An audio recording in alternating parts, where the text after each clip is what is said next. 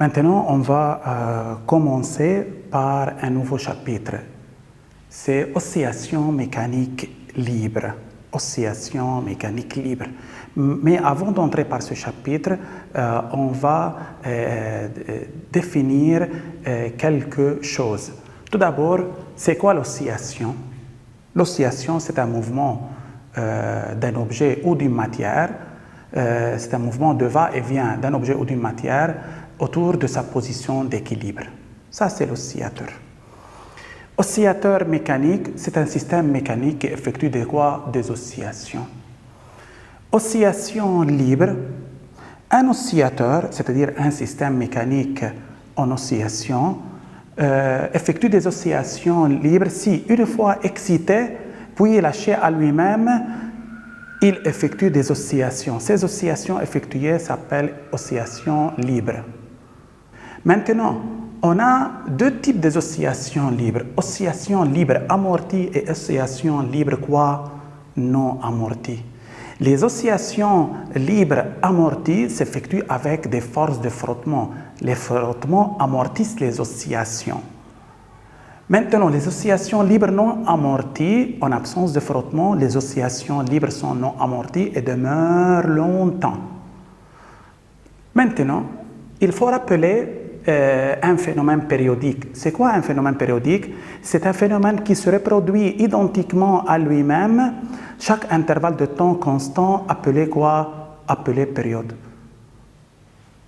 La période, c'est quoi? C'est la durée d'une oscillation. La fréquence est le nombre d'oscillations par quoi? Par seconde. On sait ça. La relation entre la fréquence et la période est la suivante. La fréquence est l'inverse de la période et inversement. La période est l'inverse de la fréquence. La période s'exprime dans le système international en secondes, la fréquence en hertz. C'est une représentation concernant les oscillations libres non amorties d'un oscillateur et ça concernant un oscillateur qui effectue des oscillations libres amorties. Remarquons ici, l'amplitude des oscillations demeure constante, c'est toujours XM, tandis dans ce cas, l'amplitude des oscillations est quoi? Est décroissante. Les oscillations libres non amorties sont périodiques.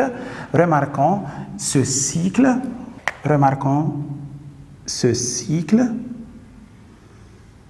se reproduit identiquement à lui-même pendant des intervalles de temps constants, appelés quoi? Période. Mais remarquons ce cycle.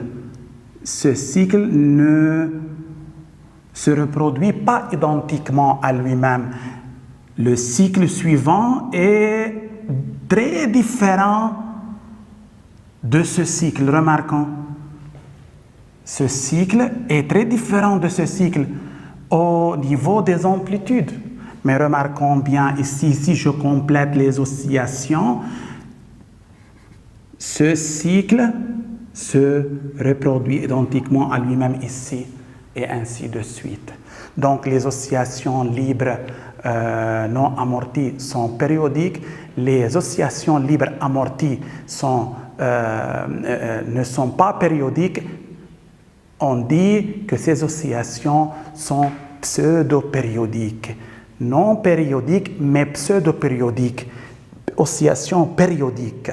Voici un ensemble des oscillateurs mécaniques. Cet oscillateur est un pendule élastique formé d'un ressort par lequel on accroche un solide. L'autre extrémité du ressort est fixée par un support. Cet oscillateur est un pendule simple formé d'un fil par lequel on accroche un solide.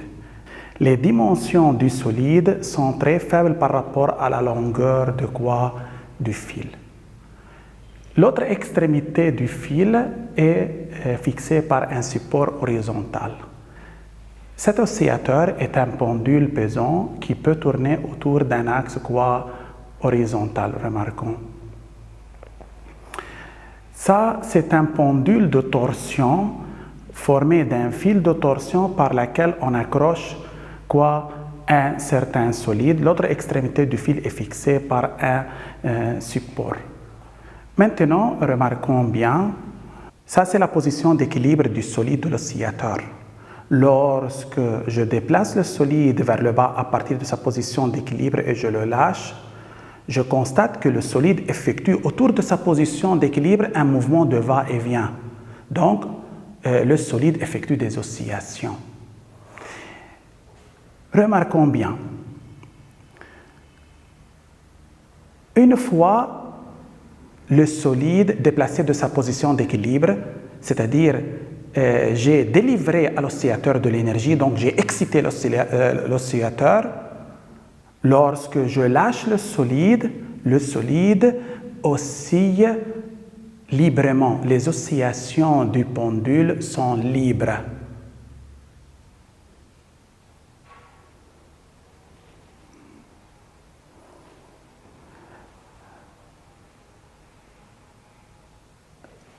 La verticale passant par le fil du pendule, dans cette situation, représente la position d'équilibre du pendule.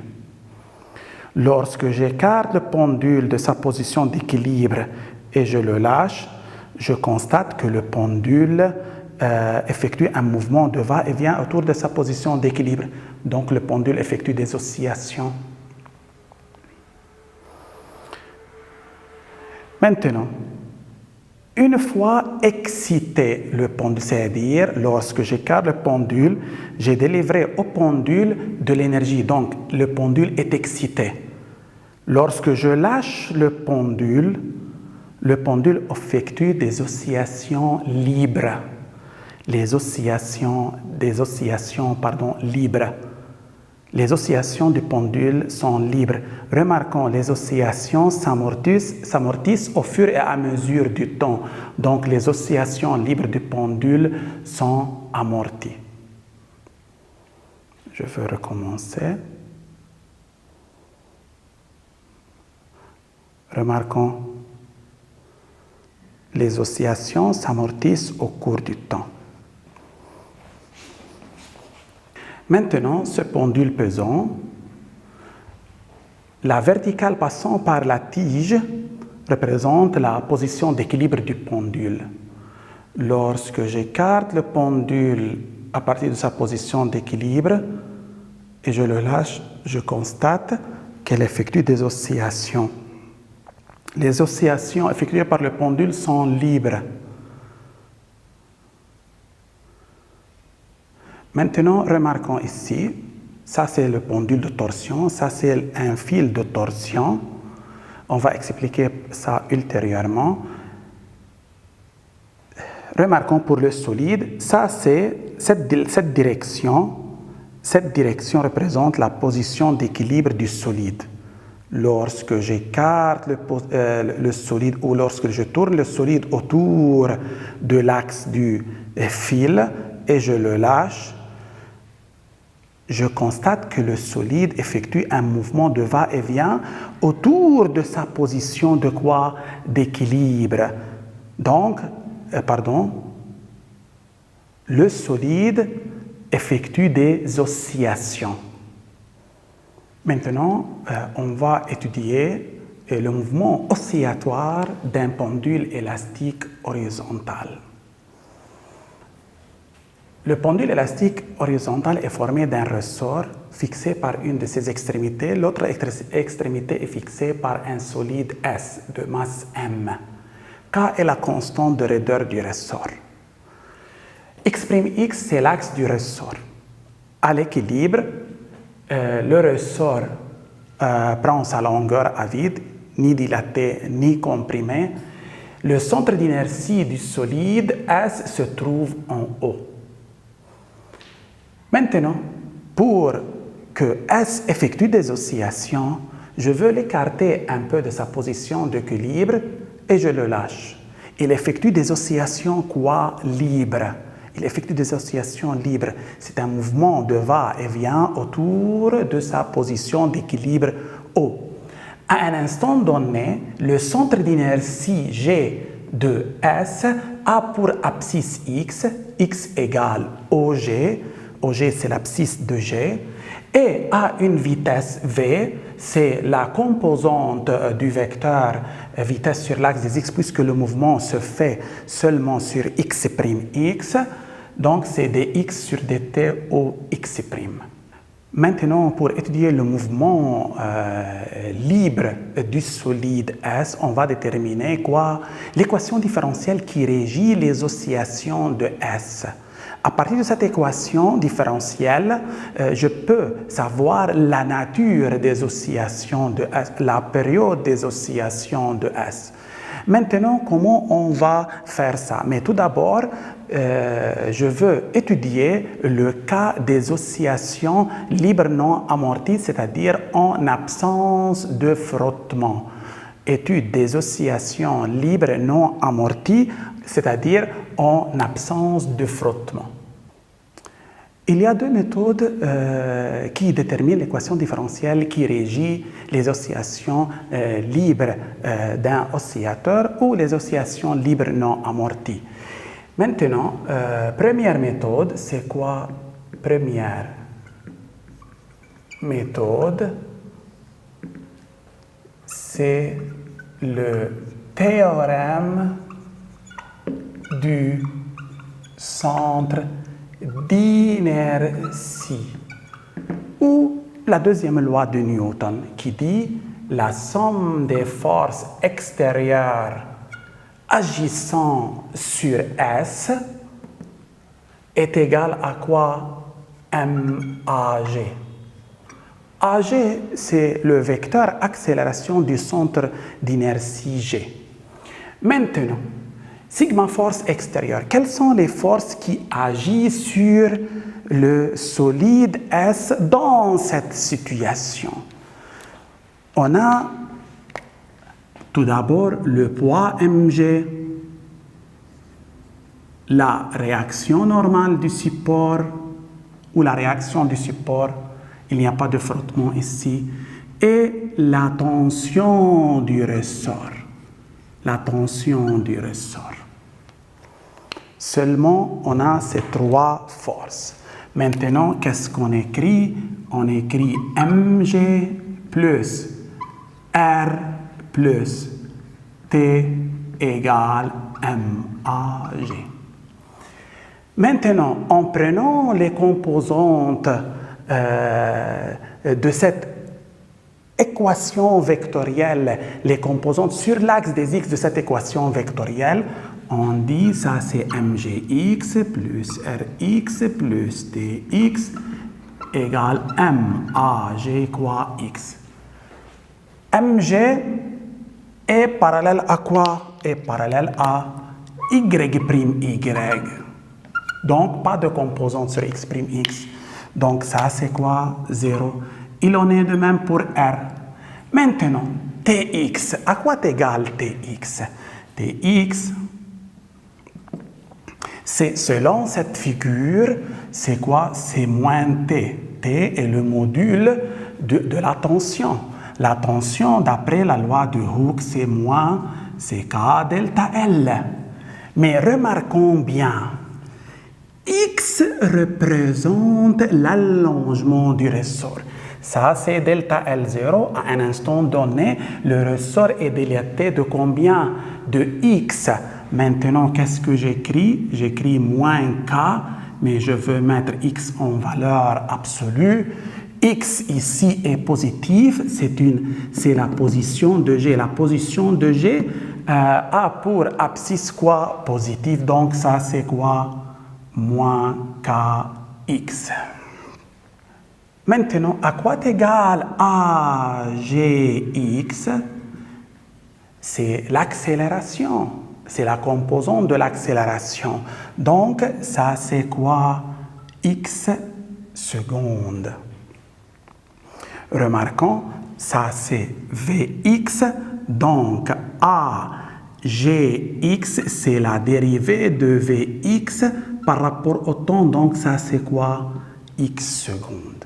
Maintenant, en remplaçant Tx par moins Kx et AGX par X secondes, par suite, qu'est-ce qu'on obtient? On obtient on obtient moins kx égale mx seconde ou x seconde plus k sur mx égale à quoi? Égale à 0. C'est l'équation différentielle qui régit les oscillations de quoi? Qui régit les oscillations de S. Ça, c'est l'équation différentielle qui régit les oscillations de S. Je peux obtenir la même équation différentielle, mais par une autre méthode, par une deuxième méthode. Puisque les oscillations libres sont non amorties, c'est-à-dire le frottement est négligeable, alors l'énergie mécanique du système S ressort terre et quoi? Est conservée, c'est-à-dire l'énergie mécanique est constante. À quoi égale l'énergie, l'expression? C'est quoi l'expression de l'énergie mécanique de ce système à la date t? À la date t, le solide a une certaine vitesse, donc a une énergie cinétique n demi mv carré. À la date t, le ressort est allongé de x, donc l'énergie potentielle élastique du ressort c'est n demi kx au carré. Énergie cinétique, énergie potentielle élastique, il en reste l'énergie potentielle de pesanteur. Maintenant, pour simplifier l'étude, je veux prendre ce niveau comme niveau d'énergie potentielle de pesanteur et par suite, G se trouve sur ce niveau, l'énergie potentielle de pesanteur égale à 0. Maintenant, comment je veux travailler? EM est une constante. Que veut dire EM est une constante? C'est-à-dire, sa dérivée par rapport au temps égale quoi? 0. Maintenant, on va faire la dérivée de ça. La dérivée de ça par rapport au temps égale quoi? Égale à 0. Maintenant, n demi, mm. Quelle est la dérivée de v au carré? C'est comme u au carré en mathématiques.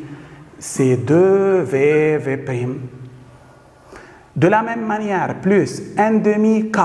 Quelle est la dérivée de x au carré en mathématiques? 2x, x' égale à 0. Je veux donner ici une remarque. En mathématiques, x' c'est égal à 1. Pourquoi? Parce qu'on fait toujours la dérivée de x par rapport à x. dx sur dx égale à 1. En physique, x' n'est pas égal à 1. Pourquoi? Parce qu'on a fait la dérivée par rapport au temps. Remarquons, ça c'est une vitesse. Le rapport de deux grandeurs égales est égal à 1. Le rapport de deux grandeurs différentes n'est pas égal à 1. Ça, c'est la vitesse. Pour cela, x' en mathématiques, c'est 1. X' en physique n'est pas égal à 1. Toujours, x au carré, c'est la fonction. C'est comme en mathématiques, u au carré. Lorsqu'on va faire la dérivée de ça, on dit 2u'. Et ici, on va mettre 2x quoi? X'. Ok, maintenant, je peux simplifier par 2. V, c'est quoi? C'est x'. Donc, en remplaçant V par x', V' par quoi? Remarquons, V' c'est x seconde. X seconde plus K, x' égale à 0. Mais x' est une vitesse. Et puisqu'on a considéré à une date t pendant le mouvement de S, la vitesse de S n'est pas nulle à ce moment-là, pendant le cas de l'étude, différent de 0. Et par suite, je peux simplifier par x'. Qu'est-ce qu'on obtient? Mx seconde plus kx égale à quoi?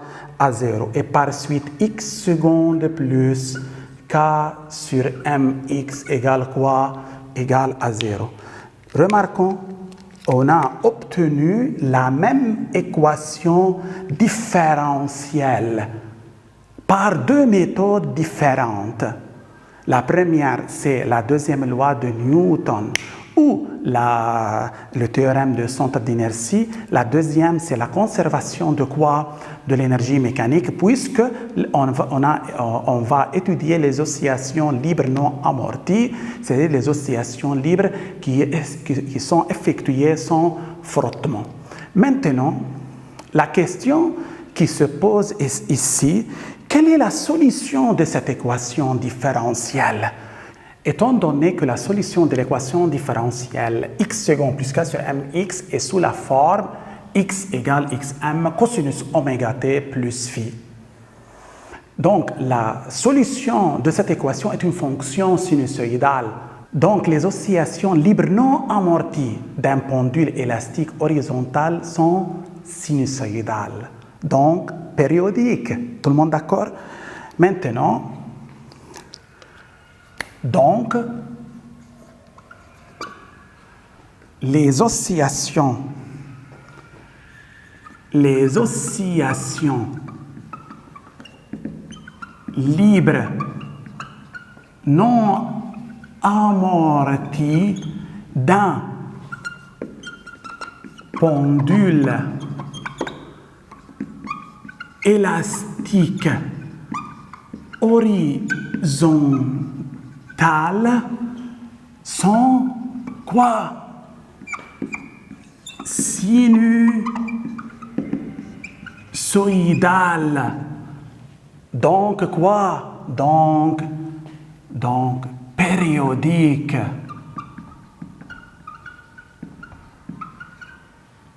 Donc périodique.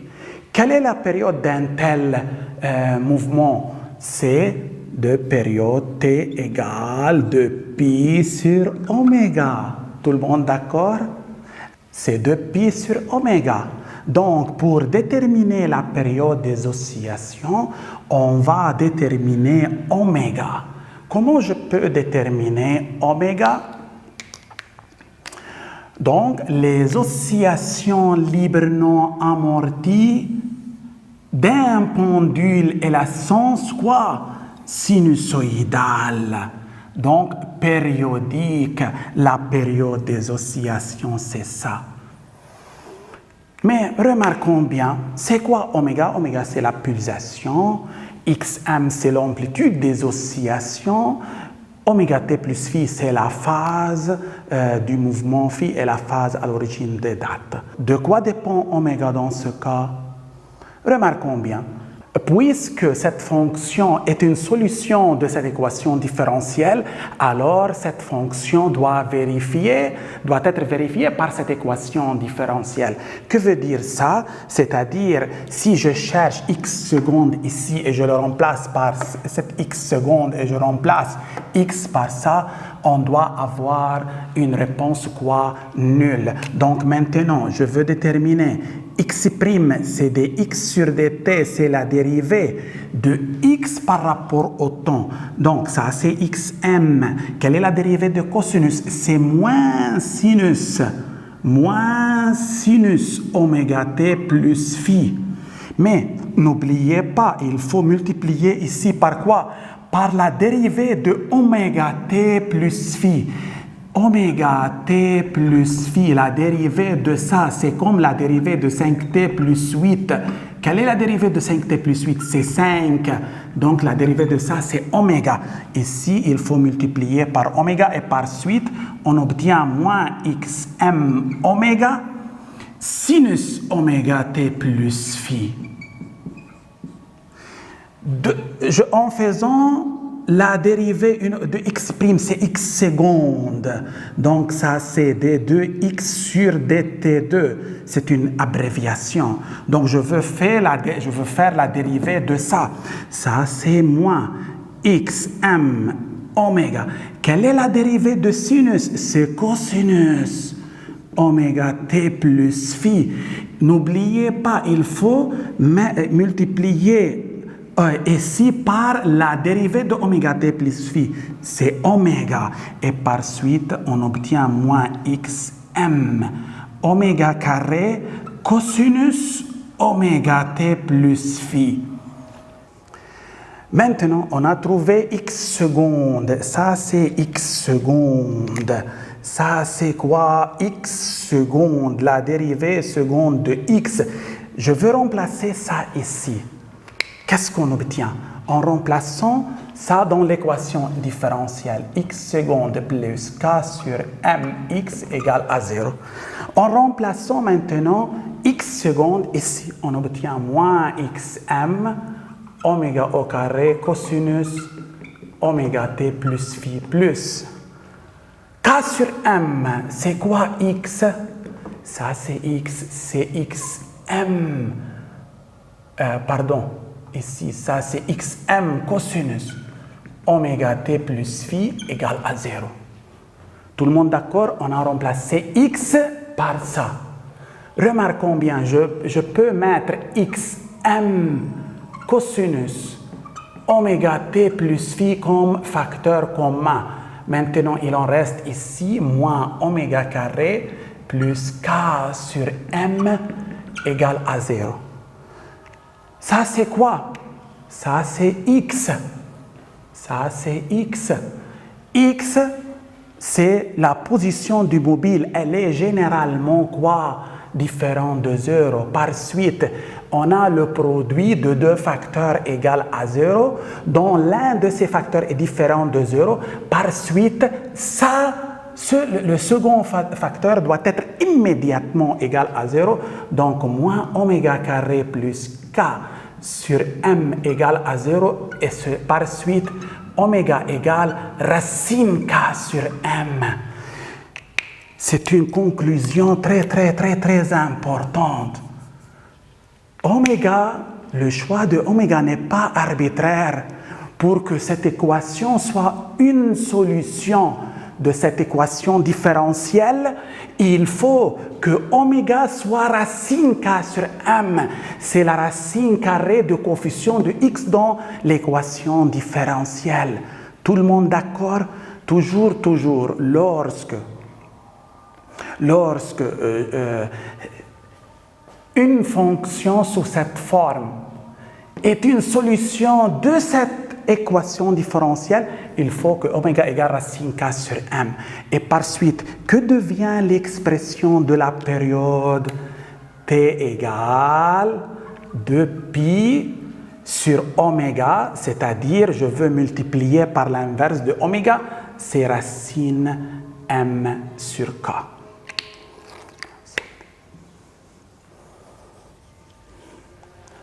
C'est ça. Tout le monde d'accord? Ça, c'est la période des oscillations libres non amorties d'un pendule élastique horizontal.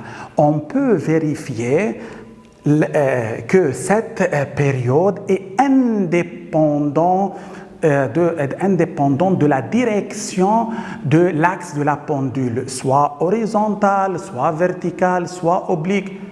Dans toutes les situations, la période d'un pendule élastique est toujours égale, T égale 2pi racine m sur k. C'est donc pour les cas c'est pour le cas des oscillations libres, cas des oscillations libres non amorties. Donc, finalement, les oscillations libres non amorties d'un pendule élastique sont toujours sinusoïdales de période de pi racine m sur k.